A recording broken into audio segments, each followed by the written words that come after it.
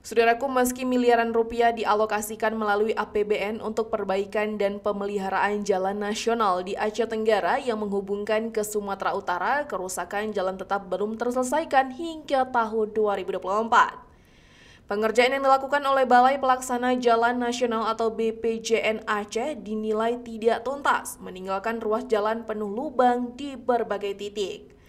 Kondisi ini terlihat di sejumlah wilayah seperti Kota Kutacane, Biak Muli, Desa Kuning, Desa Lawe 2, Titi Pasir, Semadam, Desa Sukamakmur, Batu 200, Lawe Tua, Lawe Sigala 2, Kayum Belin, Lawe Loning 1, Bukit Merdeka, Sabilus Salam, Kuta Tengah, dan sepanjang ruas jalan nasional yang menghubungkan Gayo dengan perbatasan Aceh Tenggara Sumut. Jalan nasional di Aceh Tenggara kurang mendapatkan perhatian serius dari BPJN Aceh. Perbaikan dilakukan setiap tahun tetapi tidak benar-benar tuntas.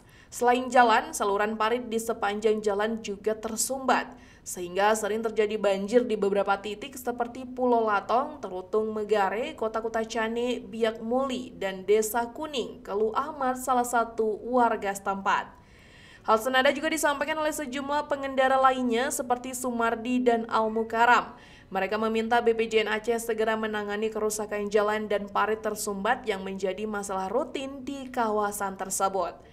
Bukhari, warga Desa Laweloning Aman, Kecamatan Lawe Sigalagala menyoroti ruas jalan di Desa Kota Tengah yang kembali amblas meski sudah diperbaiki berulang kali.